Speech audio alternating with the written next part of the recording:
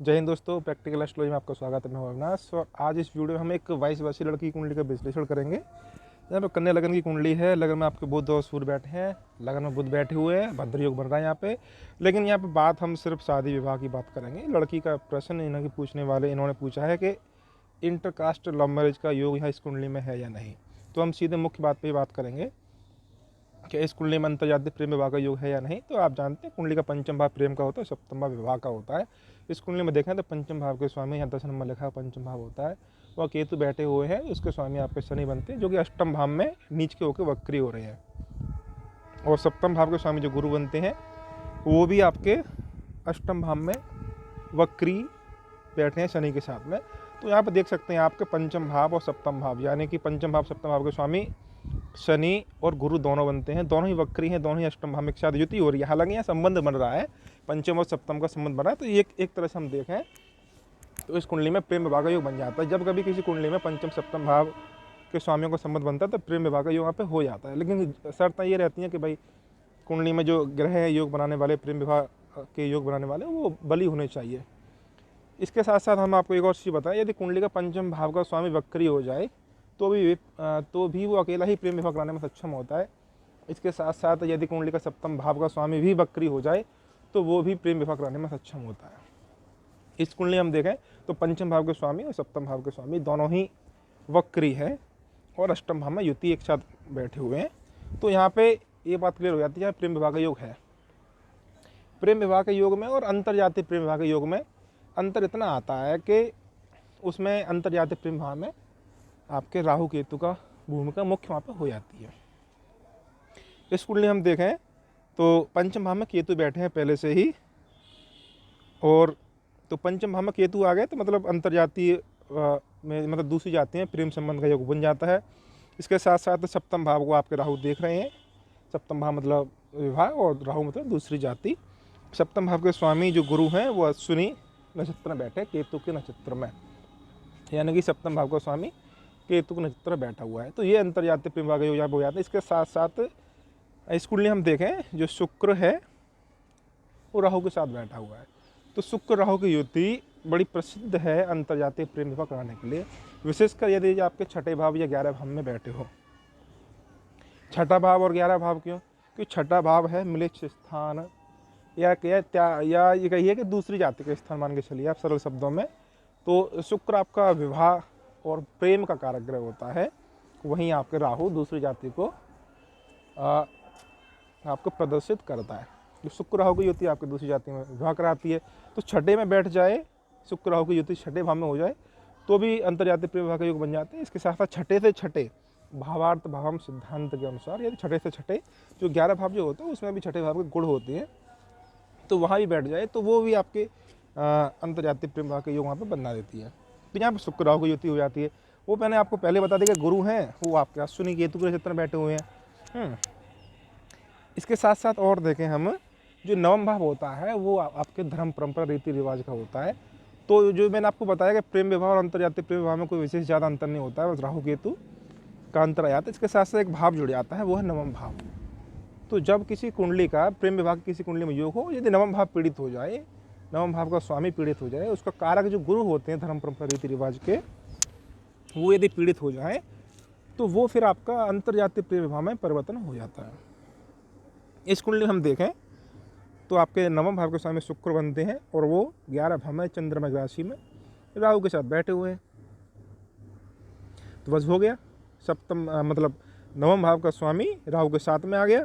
नवम भाव पे आपके केतु की और मंगल की दृष्टि पड़ गई। मंगल आपके तीसरे भाव में बैठे हुए हैं, केतु पंचम में है, दोनों की दृष्टि आपके नवम भाव पे पड़ी है। तो नवम भाव पीड़ित हो गए, नवम भाव का स्वामी राहु के साथ आ गया। अब रह गए कारक, कारक मतलब गुरु।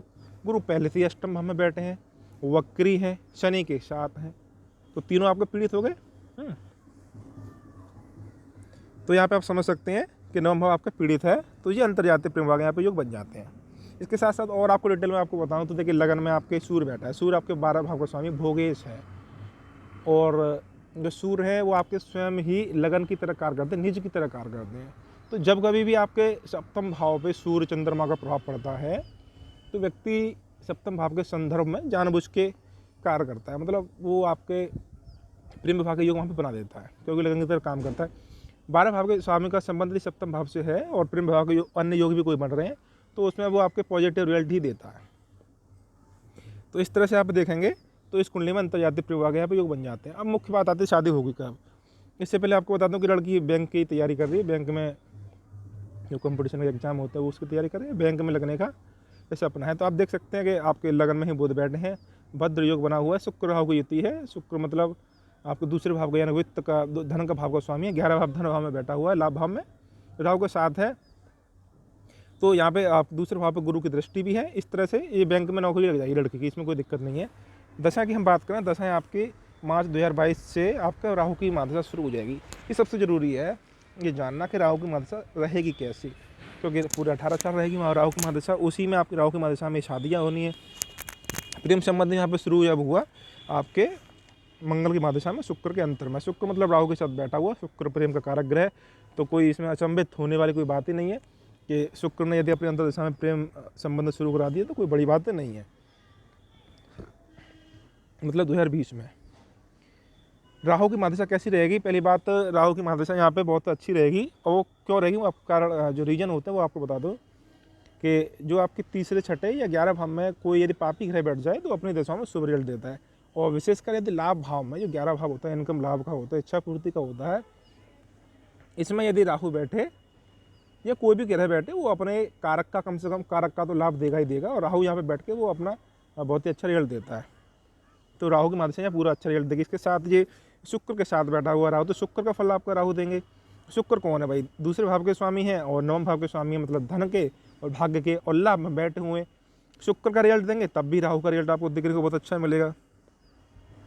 इसके साथ और देखें तो जो राहु हैं आपके अश्वलेष यानी कि बुध के नक्षत्र बैठे हुए हैं, और बुध कौन है भाई, बुध लगन से 10 में से और लगन में आपके भद्र योग बना रहा है। तो यदि राहु बुध का रिजल्ट भी देंगे तब भी आपको बहुत अच्छा रिजल्ट देखने को मिलेगा। इसके साथ आपके नवांश कुंडली में राहु धनु में बैठे हैं, क्योंकि चौथे भाव में गुरु का रिजल्ट देंगे तब भी अच्छा ही मिलेगा, थोड़ी बहुत शारीरिक कष्ट के साथ में।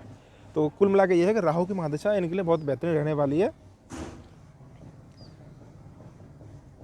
और एक और यह बात बताएं कि देखिए प्रेम विवाह के लिए जो तीसरा भाव होता है वो बहुत महत्वपूर्ण भूमिका निभाता है, क्योंकि अपने प्रेम को विवाह में परिवर्तन करने के लिए व्यक्ति के अंदर हिम्मत साहस चाहिए, चाहे माता पिता को राजी करने के लिए चाहिए, चाहे समाज की कुछ बुराइयों से लड़ने के लिए आवश्यकता है, तो वहाँ पे उसके लिए मंगल का बलि होना आवश्यक होता है। या तीसरे भाव में मंगल बैठे हुए हैं तो वो देते हैं व्यक्ति के अंदर क्षमता। अब देखिए आप शादी कब होगी, मुख्य बात पे आते हैं। सबसे पहले देखिए ज़्यादा विस्तार में नहीं बताऊँगा, बिल्कुल संक्षेप में बता दूँगा आपको। सबसे पहले विवाह के लिए आपके सप्तम भाव सप्तमेश या लगन लगने पे आपका शनि की परमिशन होनी चाहिए, उसके बाद गुरु की परमिशन, उसके बाद मंगल शुक्र, ये आपका परमिशन यहाँ पे होनी चाहिए। राहु यहाँ पे शादी आपकी कराएंगे, राहु की महादशा में राहु के अंतर में शादी होगी। तो देखिए जनवरी 2023 जैसी आती है तो वहाँ पे जो शनि है वो आपके छठे भाव से कुंभ राशि से गोचर करेंगे, और फिर वो आपके जन्म के गुरु और जन्म के शनि को तीसरी दृष्टि से आपको देखेंगे। तो यहाँ पे ये बात मुख्य हो जाती है। इसके बाद आपके अप्रैल 2023 में करीब लगभग आपके जो गुरु हैं वो आपके अष्टम भाव में गोचर करेंगे, और अप्रैल 2022 से गुरु आपके सप्तम भाव में गोचर करेंगे। तो सप्तम भाव में जब गोचर करेंगे तो शादी का रिश्ता पक्का हो जाएगा, सब जो फॉर्मेलिटीज़ पूरी होती हैं वो सब हो जाएंगी। लेकिन जो विवाह का महीना निकलेगा वो मई 2023 के आसपास निकले, मई 2023 में शादी होगी वहाँ पे। मैंने वहाँ पे देख लिया। एक यहाँ पे एक सूत्र मैं आपको बताना चाहता हूँ, आपके शॉर्ट में ही बताऊँगा। एक श्री के राव साहब का एक फॉर्मूला है, सूत्र है, नियम है, पिया मिलन सूत्र। उसमें क्या होता है कि यदि आपका शनि की परमिशन मिल चुकी है, गुरु की परमिशन मिल चुकी है, तो उसमें आपके विवाह से पूर्व में आपका जो लग्नेश है और सप्तमेश है, इनकी आपके गोचर में युति दृष्टि से आपस में संबंध बन जाता है। इस कुंडली में आपके जो आपका अष्टम भाव में मई के महीने में, मई 2023 में आपके जो लग्नेश बनते हैं आपके बुध और सप्तमेश गुरु बनते हैं। चंद्र कुंडली मान लीजिए चाहे लगन कुंडली मान लीजिए, तो गुरु बुध का आपस में युति हो जाएगी, तो विवाह का आप एक अच्छा योग बन जाएगा। वो स्थिति आपकी मई 2023 में आपके बनेगी। तो यहाँ पे एक बिल्कुल मोटे तौर पे आपको बता दूँ, विस्तार में नहीं बताऊँगा, कि यहाँ पे जो विवाह का महीना जो निकलेगा मुख्य रूप से वो मई 2023 निकलेगा। तो आज की वीडियो में इतना ही। वीडियो को लाइक कीजिए, शेयर कीजिए। धन्यवाद।